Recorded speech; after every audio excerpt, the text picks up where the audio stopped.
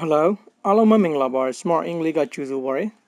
ဒီဗီဒီယိုမှာကျွန်တော်ရဲ့မိတ်ဆွေများအတွက် important to နဲ့ important for ရဲ့ကွဲပြားခြားနားချက်လေးတွေကို sharing လုပ်ပေးတော့မှာဖြစ်ပါတယ်။ဘာလို့လဲဆိုတော့ဒီအသုံးအနှုန်းတစ်ခုကလုံးဝအရေးကြီးပါတယ်ပေါ့နော်။ကျွန်တော်တို့မြန်မာနိုင်ငံမှာရှိတဲ့အင်္ဂလိပ်စာလေ့လာသူတွေတွေကဒီအသုံးအနှုန်းတစ်ခုကို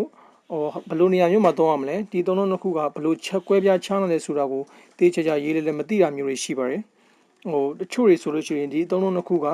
အတူတူပဲလို့တောင်ယူဆထားမျိုးရှိတယ်ပေါ့နော်ဆိုတော့ကျွန်တော်ကဒီဗီဒီယိုမှာဒီဟာနဲ့ပတ်သက်ပြီးတော့အသေးစိတ် sharing လုပ်ပေးတော့မှာဖြစ်ပါတယ်2ပထမလုံးနေက important 2ဖြစ်ပါတယ်ဒီစကားလုံးကိုဒီအသုံးနှုန်းကိုဘယ်လိုနေရာမျိုးမှာသုံးရမလဲဆိုလို့ရှိရင်ကျွန်တော်တို့ personal value လို့ခေါ်ရဲကျွန်တော်တို့တန်ဖိုးထားတဲ့အရာတွေကိုပြောဆိုတဲ့နေရာမှာ important 2ကိုသုံးပါတယ်ပြီးတော့ personal emotion ကျွန်တော်တို့ကိုယ်နဲ့ဆိုင်တဲ့စိတ်ခံစားချက်တွေနဲ့ပတ်သက်ပြီးတော့ပြောဆိုတဲ့နေရာမှာသုံးပါတယ်ဥပမာတစ်ခုအနေအချင်းအရာတွေတစ်ခုကကျွန်တော်တို့ရေးကြည့်တယ်ကျန်တဲ့သူတို့ကရေးကြည့်မှကြီးမယ်ပေါ့နော်ဒီလိုနေရာမျိုးတွေမှာကျွန်တော်က important to ကိုသုံးပါတယ်နော်အခြားသူတွေရေးကြည့်ချင်မှကြီးမယ်ဒါပေမဲ့ကျွန်တော်တို့ရဲ့ personal value ကျွန်တော်ကိုယ်တိုင်တန်ဖိုးထားရတယ်ဒီအရာတစ်ခုကအဲ့လိုမျိုးကျွန်တော်တို့ပြောဆိုတဲ့နေရာမှာကျွန်တော်က important to ကိုသုံးပါတယ် For example these toys are important to me ဒီရုပ်တွေကငါ့အတွက်အရေးကြီးတယ် right ဘာလို့ရေးကြည့်လဲဒီရုပ်တွေကကျွန်တော်ငယ်တုန်းက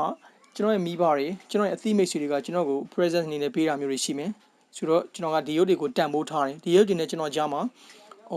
memorable moment လို့ခေါ်တဲ့ကျွန်တော်တို့ဒီအမှတ်ရစရာလေးတွေရှိတယ်ပေါ့ဗျာဒါကြောင့်ဒီရုပ်တွေကကျွန်တော်တို့အရန်ကိုအရေးကြီးတယ်ဒီရုပ်တွေကအခြားသူတွေကြတော့အရေးကြီးချင်မှကြီးမယ် right သူတို့တက်ကတော့ဒီရုပ်တွေကအရေးကြီးချင်မှကြီးမယ်ဒါပေမဲ့ကျွန်တော်တို့ကြတော့ဒီရုပ်တွေကလုံးဝအရေးကြီးတယ်ပေါ့နော်ဘာလို့ဆိုတော့ကျွန်တော်ကိုယ်တိုင်လုံးဝတန်ဖိုးထားတဲ့ရုပ်တွေကျွန်တော်ရဲ့အသိမိတ်ဆွေတွေကျွန်တော်ရဲ့မိဘတွေပေးထားခဲ့တဲ့ရုပ်တွေဖြစ်တဲ့အတွက်ကြောင့်မို့လို့ကျွန်တော်ကဒီရုပ်တွေကိုလုံးဝတန်ဖိုးထားတယ်ဆိုတော့ these toys are important to me all right now example တစ်ခုအနေနဲ့ကပါလဲဆိုရင် my girlfriend is important to me ငါရဲ့ချစ်သူကောင်မလေးကငါ့အတွက်အရေးကြီးတယ် all right အရန်ကိုအရေးကြီးတယ်ဘာလို့ဆိုလို့ရှိရင်ကျွန်တော်ရဲ့ချစ်သူကောင်မလေးကိုတကယ်တန်ဖိုးထားတယ်နော် personal value ကျွန်တော်သူ့ကိုလုံးဝတန်ဖိုးထားတယ်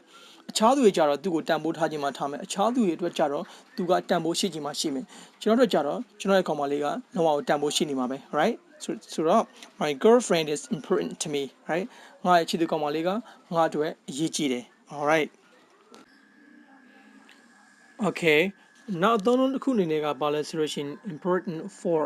all right important for ကိုဘယ်လိုနေရာမျိုးမှာသုံးလဲဆိုလို့ရှိရင်ကျွန်တော်တို့တွေရေပေါ်အဖြစ်ကျွန်တော်တို့ကိုအကျိုးဖြစ်ထွန်းစေတဲ့အရာတွေကျွန်တော်တို့ကောင်းတဲ့အရာတွေကိုပြောဆိုတဲ့နေရာမှာ important for ကိုသုံးတာဖြစ်ပါတယ်ဥပမာအနေနဲ့ကဘာလဲဆိုရင် doing exercise is important for me ဒီစာကြောင်းမှာဆိုရင် exercise တွေလုပ်တာကကျွန်တော်တို့ရဲ့အရေးကြီးတယ် okay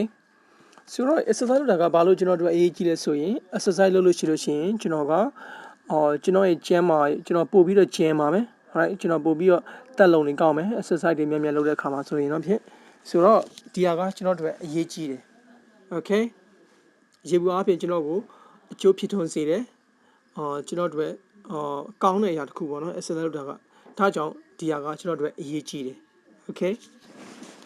နောက်အသုံးတစ်ခုအနေနဲ့ကဘာလဲဆိုရင် reading books is important for me စာအုပ်တွေဖတ်တာကကျွန်တော်တို့အတွက်အရေးကြီးတယ်ပေါ့နော်ဆိုတော့ဘာလို့အရေးကြီးလဲစာအုပ်တွေဖတ်လို့ရှိရင်ကျွန်တော်ကစာအုပ်တွေဖတ်ခြင်းအပြင်အသိပညာဘုသူဒ္ဓတွေကိုရစေတယ်ဆိုတော့ကျွန်တော်ကိုပိုကောင်းတဲ့လူတစ်ယောက်ဖြစ်အောင်စာအုပ်တွေကကူညီပေးနိုင်တယ်ဆိုတဲ့အတွက်ကြောင့်မလို့ရေပေါ်အပြင်ကျွန်တော်ကိုပို့ပြီးတော့ကောင်းစေတယ် right ကျွန်တော်တို့အကျိုးဖြစ်ထွန်းစေတဲ့အရာဖြစ်တဲ့စာအုပ်တွေဖတ်တာကဒါကြောင့်စာအုပ်တွေဖတ်တာကကျွန်တော်တို့လုံးဝအရေးကြီးတယ်ဆိုတော့ reading books is important for me စာအုပ်တွေဖတ်တာကငါ့အတွက်အရေးကြီးတယ် alright ဒါကတော့ကျွန်တော်ရဲ့မိတ်ဆွေများအတွက် important to နဲ့ important for ရဲ့ channel ချက်တွေကို sharing လုပ်ပေးတော့တာဖြစ်ပါတယ်ဆိုတော့ကျွန်တော်မိတ်ဆွေများအနေနဲ့ဒီလိုအခုလိုမျိုးအင်္ဂလိပ်စာနဲ့ပတ်သက်တဲ့